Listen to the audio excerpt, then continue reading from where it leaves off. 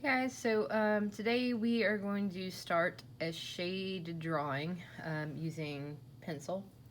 Um, you might try a drawing like this with a set of drawing pencils that have different hardnesses of lead, different grades of lead, so hard or soft, to give you sort of different degrees of softness in your graphite. That's one way to achieve different tones and values in your drawing. Another way is to just really work on varying the pressure that you're using when you're using your pencil. So I'm looking at this little skull today. I've got it set up with a light on it, so you can see that I'm getting some good cast shadow here. I've got some good light on the form. I've had to experiment with how to set up my light so that I get some interesting light happening here. I've got some great highlights like on the bits of bone here that are going to make my drawing more interesting. You can see here I've also got my gesture and contour drawing. I started with a gesture lightly, and then I built up a little bit more of a detailed contour. It's still pretty loose right now. Before I start shading, I might even go in and try to identify some of the big areas of shadow I see. So I might just try to kind of draw out some of those shapes. Like if I'm looking at the shadow here in the nose, some of those shapes as contours. Some of the shadow shapes as contours. Right here under the eye. I might even try to identify some of the shadow shapes within the actual form. Not only the cast shadow, this down here, of course, you know, the light source is up above, and the cast shadow is underneath the object, right? The further away the shadow gets from the object, the fuzzier that cast shadow is going to feel. Like I get out here and it's very fuzzy. And the closer the light is, of course, the sharper it's going to be. So I'm going to be looking for what is light, what is middle, what is dark, and I'm going to start shading that in with my pencil. I think what I'll do is just kind of time lapse this so you can see it develop over time. All right.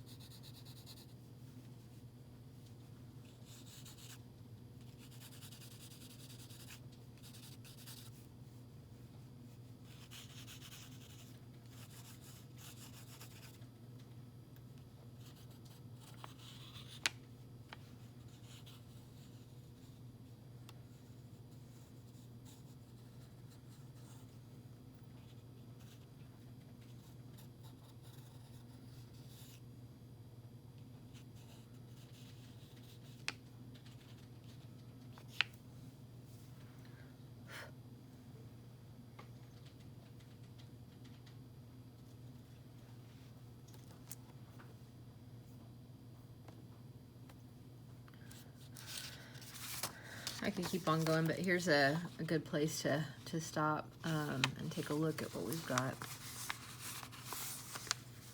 It's got a little bit of a crease in it. So, you know, one thing to look at and see is really, I mean, hardly ever when you're looking at the form does the darkest part of the form happen right on the edge.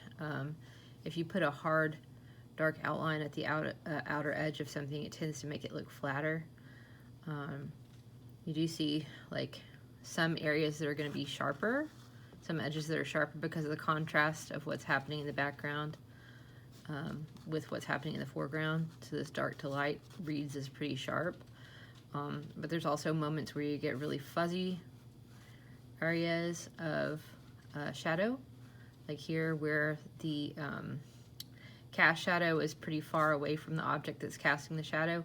And you know, here underneath the skull, you know, the further you get out away from the skull, you're going to get that fuzzing again too, versus the sharpness or the sharpness here. So you know, when you're drawing and you're thinking about where to put light and dark, where to put your shadow, part of that is thinking about what areas seem very, very sharp, like super defined, and what areas are very fuzzy.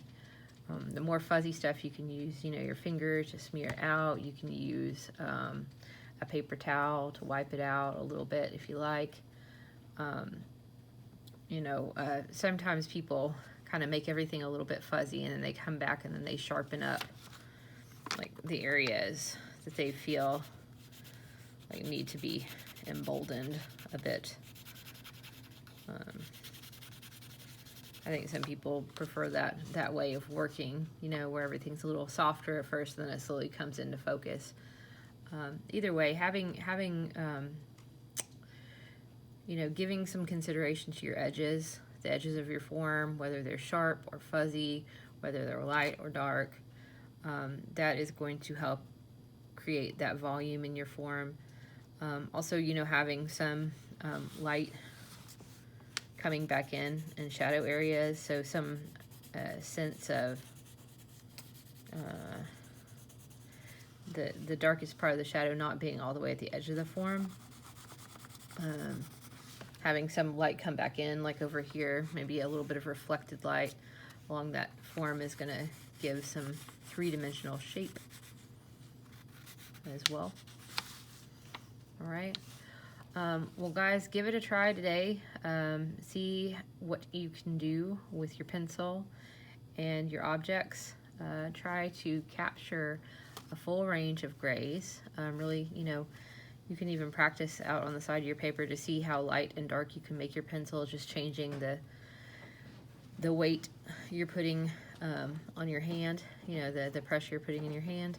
Again, you know, if you have a fancy set of pencils, feel free to try it out. You don't need one really to get a lot of value just out of a number. This is just a number 2 drawing pencil, so give it a try, see what you can do. Start with something simple. I recommend like just even like a carton of eggs. Opening up a carton of eggs underneath the light, you can see they're going to be a very simple shape, and you can see the value very clearly on white objects. Other suggestions, you could try crumpled paper. Origami birds are really fun to draw. This little guy's just a skull that came from a fellow teacher, a science teacher, has a collection of these for identification with her students, and so she lent me this tonight so I could draw it. So anyway, good luck with your shading. I can't wait to see what you come up with.